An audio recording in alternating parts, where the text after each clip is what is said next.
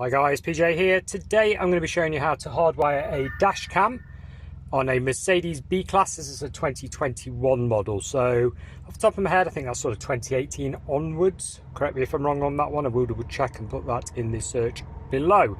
So first things first, for reference, this is the model with the large LCD display that you can see going across there as opposed to the separate clock pod, so that's probably a quicker way of identifying the vehicle for yourself. So first things first guys, we are going to be needing a fitting kit. I always use the manufacturer's fitting kits like this one. Comes with everything you pretty much need. So you get a fuse spur, a cable and a suppressor for DAB radio interference. We'll open that and have a look at it. Contents of fitting kit, like I was saying, DAB suppressor or interference suppressor in general really. It's a Ferrite filter and you wrap that around the end of the cable. Show you that in a minute. Replacement power cable, terminating this particular one in mini USB for the camera. The other end of this terminates in an earth connector, which we put behind a chassis bolt or screw, etc. to earth it out. And your power cable with a male bullet connector on it. You also get 3 fuse spurs of all different sizes. Now what these are to double up a fuse socket so that you've got 2, in other words. So you'll have the original fuse going in here, in this slot, if I can get it to focus. There we go. And a 2 or 3 amp here to run your camera, and then you shove this thing in. It provides the power that your bullet connector plugs into. I'll show you all that in detail very shortly. On this particular vehicle, it's normally one of these 2 sizes. The larger ones, such as this, are for commercial. Some older vehicles still use them. In fact, the odd Mercedes still uses them, but very much redundant nowadays. So, next question, where's the fuse box on one of these cars? Well, here. So if I open the door, sorry about the noise, there. So we're going to undo all these bolts, yeah, TX25, and take this cover off.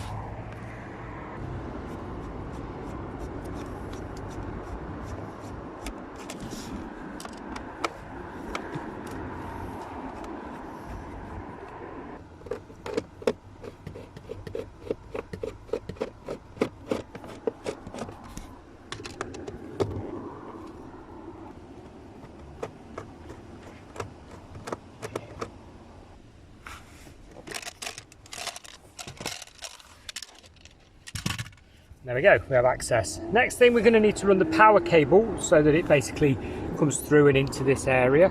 And to do that, I'm going to pop this end panel off here so we've got access to some bolts behind it for the earth connection. To do this, we're going to use a plastic leverage tool. These are available from car shops or eBay, Amazon, normally about £1. Don't use a screwdriver guys, it will definitely leave dints on your trim. Some of these clips are quite firm, as you can see. You've got to proper pry at it to get them off until you can get your fingers behind it and pull it off from behind this rubber seal.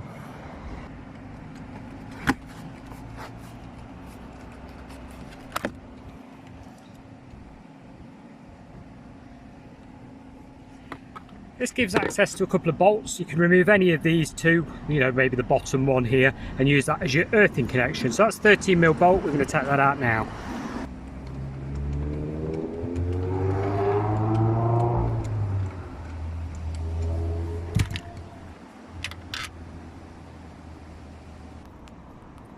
There's our earth connection in place. Now the keen-eyed among you will notice I've put a different connector on the end. Basically, I think the originals that come with them are a bit feeble, so I always put a nice ring connector on, slide it over the bolt and then put a washer behind the ring connector and tighten it all up so it's absolutely rock solid. But now we're going to feed this through sort of down into the footwell and into the fuse box, the power cable.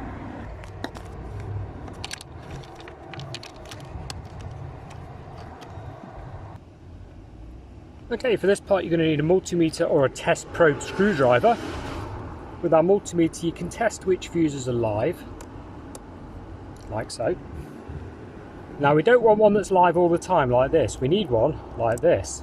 That's dead until the ignition goes on, then it's powered. This is a perfectly suitable fuse to pull for the fuse board to be plugged in and provide power to the camera. So check again, it's dead.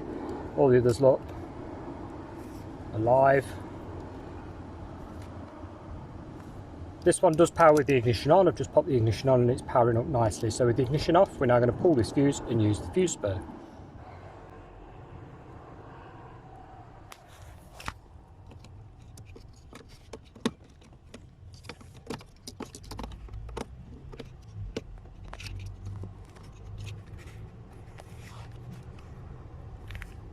And there's your power feed. We're just going to tape this up for a bit of extra security.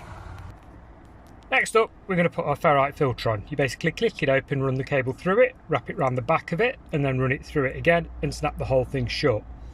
So it looks like this.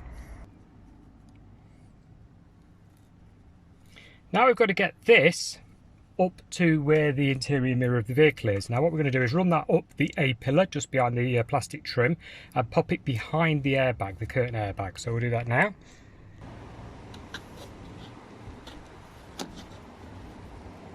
And there we are.